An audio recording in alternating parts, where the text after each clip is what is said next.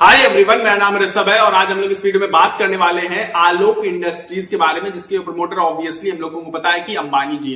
तो आज इस स्टॉक ने 6% की तेजी के साथ क्लोजिंग दिखाई है और अगर हम पूरे इंटरडे में बात करें तो 12-13% के आसपास भागा था। और जब ये स्टॉक भाग रहा था ना 12-13% के आसपास की तेजी पे था, जब मैंने इसको देखा था, मॉनिटर किया था, मतलब ऑब्वियसली अब मैं रोज इस स्टॉक को मॉनिटर करता हूँ, रोज देखता हूँ, तो मुझे पसंद लगा कि अंबानी जी ने कोई भैया जादू की डंडी दिखा दी, कुछ तो कर दिया इन्होंने। अंबानी जी का जादू लग रहा है, चल गया है। और आज क्योंकि क्वार्टर वन के इसके रिजल्ट्स तो बहुत शानदार आने वाले, बहुत धुआंधार आने वाले, ऐसा मुझे पसंद लगा, जिस हिसाब से आज इस स्टॉक ने रैली दिखाई थी। लेकिन ऐसा कुछ हुआ नहीं है, ऐसा मुझे भी नहीं पता क्या हुआ है। लेकिन 6% की क्लोजिंग के साथ ही ये स्टॉक करंट प्राइस की अगर हम बात करें तो पहुंच चुका है 22.04 रुपीज पर, इस समय का करंट प्राइस है। और आज ये क्लोजिंग प्राइस की मैं आपको बात बता रहा हूं, ठीक है। तो कंपनी के प्रमोटर हम सबको पता है कि बहुत अच्छे तरीके से कि अंबानी जी हैं, तो इस वजह से बस सिर्फ और सिर्फ इसी वजह से कि अंबानी जी क्योंकि इस कंपनी के साथ जुड़े हुए हैं, यानी कि रिलायंस इंडस्ट्री जुड़ी हुई है, तो इसलिए मुझे इस कंपनी से बहुत ज्यादा उम्मीदें, या फिर कह सकते हैं मैंने बहुत ज्यादा उम्मीदें से लगा ली।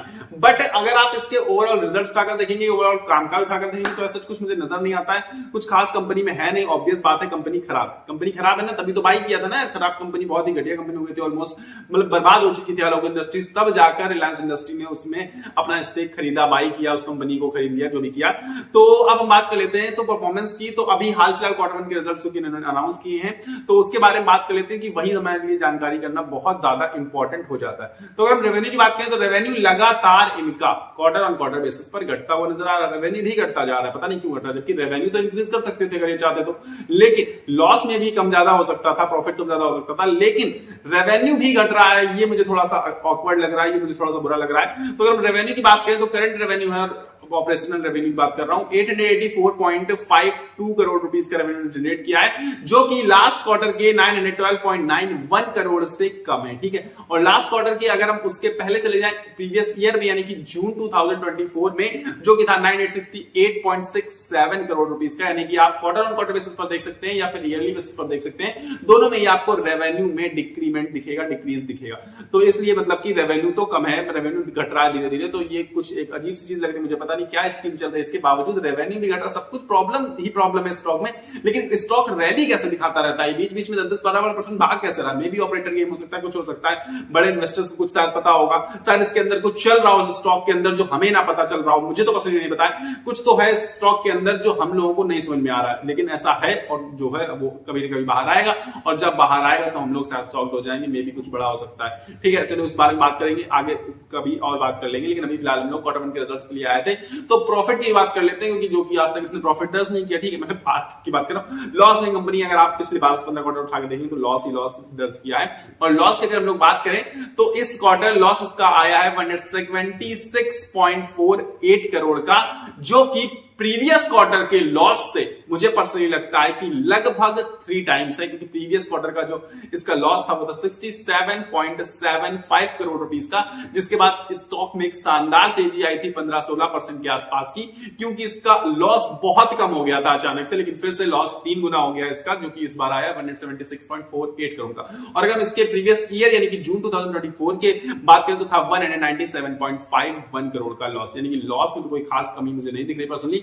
लॉस में ये कंपनी, सबसे बड़ी बात तो यही हो जाती है कि जब जो कंपनी लॉस मेकिंग होती है वो कंपनी बेकार होती है, ठीक है। मैं भी मानता हूं ये कंपनी बेकार है, हर चीज मैंने आपकी मान ली कि अभी बेकार है, कुछ कामकाज समझ में नहीं आ रहा है, रेवेन्यू भी लगातार घटता जा रहा है, लॉस मेकिंग कंपनी है। और इसके साथ साथ कंपनी का कामकाज टेक्सटाइल इंडस्ट्री का है, इस वजह से अब मुझे इस इंडस्ट्री से बहुत ज्यादा उम्मीदें हो चुकी है, क्योंकि हम सबको पता है कि यूएसए ने बांग्लादेश के ऊपर 35% का टैरिफ लगाया है, जिनकी टेक्सटाइल इंडस्ट्री बहुत ज्यादा मजबूत है। इसका मतलब है कि अब इंडिया की टेक्सटाइल इंडस्ट्री ग्रो कर सकती है, और हम सब बहुत अच्छी तरीके से जानते हैं कि जहां भी अंबानी जी अपना कदम रखते हैं उस इंडस्ट्री को डिसरप्ट कर देते हैं। और अभी टेक्सटाइल इंडस्ट्री में बहुत ग्रोथ, इनफैक्ट अभी तो हमारी टेक्सटाइल इंडस्ट्री कुछ खास फेमस भी नहीं है और कुछ खास ग्रोथ दिखाई भी नहीं है, तो यानी कि अल्टीमेटली आप कह सकते हैं कि इनफाइनाइट ग्रोथ बाकी है टेक्सटाइल इंडस्ट्री में। इसी वजह से मे भी अंबानी जी लिया भी होगा, क्योंकि उन्हें ग्रोथ दिख रही होगी इस इंडस्ट्री में। तो जब भी अंबानी जी चाहेंगे तो मुझे पैसे लगता है कि ये इंडस्ट्री और साथ ही साथ आलोक इंडस्ट्रीज को रॉकेट कर देंगे, बहुत आगे तक ले जाएंगे। इसीलिए मैं नहीं कह रहा हूं आप इसमें पैसा लगा दीजिए, मैं भी लगाइए मत लगाइए वो आपकी मर्जी है, क्योंकि मैं कोई सिविल रजिस्टर्ड नहीं हूं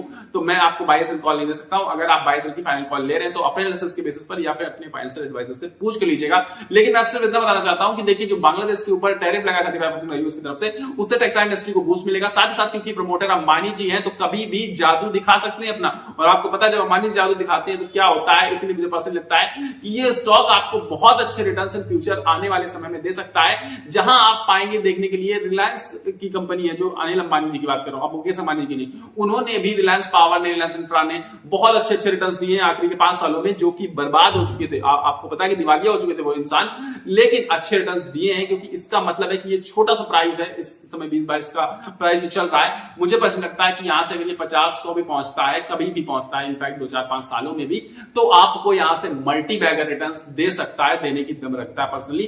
तो मे भी आपको नहीं भरोसा है कंपनी के ऊपर, कंपनी का कामकाज कुछ समझ में नहीं आ रहा, तो आप ये समझिए कि टेक्सटाइल इंडस्ट्री का बिजनेस है, यूएसए ने टैरिफ लगा दिया बांग्लादेश के ऊपर, यानी कि अब टेक्सटाइल इंडस्ट्री की ग्रोथ होगी। तो इस पर आप थोड़ा बहुत अपना आधा 1% पैसा लगा सकते हैं, और आधा 1% पैसा आप मुकेश अंबानी जी के नाम पर लगा सकते हैं, क्योंकि वो कभी भी किसी भी इंडस्ट्री को डिस्टर्ब करने की दम रखते हैं पर्सनली। तो बहुत ना के बराबर पैसा लगाइए अगर आप लगा भी रहे हैं, लेकिन ये सिर्फ मेरा पर्सनल ओपिनियन है। फाइनल कॉल आपको पता है कैसे लेनी है, आपको अपने पर्सनल एनालिसिस के बेसिस पर ही लेनी है। बाकी रिजल्ट मुझे बिल्कुल पसंद नहीं आया, पता नहीं क्यों स्टॉक भागा है, यही मुझे नहीं पता है। शायद अंबानी जी के नाम पर भागा है, शायद टेक्सटाइल इंडस्ट्री के नाम पर भागा है, मे भी कुछ रीजन हो सकता है जिसके बारे में हम लोग को अभी समझ में नहीं आ रहा, बिल्कुल समझ में नहीं आ रहा है। कुछ तो अंदर लेकिन चल रहा है, और कुछ बहुत बड़ा चल रहा है इस स्टॉक के अंदर, और जब होगा तो बहुत बड़ा होगा, ये तो ब्लास्ट हो जाएगा और या तो स्काई रॉकेट हो जाएगा, ये 100% श्योर शॉट है। तो आप जितना रिस्क ले सकते हैं, 1000, 2000, 5000, 10,000 का जो भी, वो आप इसमें रिस्क ले सकते हैं। क्योंकि मुझे पसंद लगता है कि अगर वो डूब भी जाएंगे तो आपको गम नहीं होना चाहिए, और अगर वो कुछ कमाल कर गए तो आप यकीन मानिए कि ये वही स्टोरी लिख देगा 10,000 से 1 करोड़ वाली स्टोरी। तो 100% अच्छा स्टॉक तो नहीं है, लेकिन बुराई अब इसमें घटते हुए नजर आएगी आपको आगे आने वाले समय में, ऐसा मुझे पसंद लगता है। ये मेरा पर्सनल ओपिनियन है।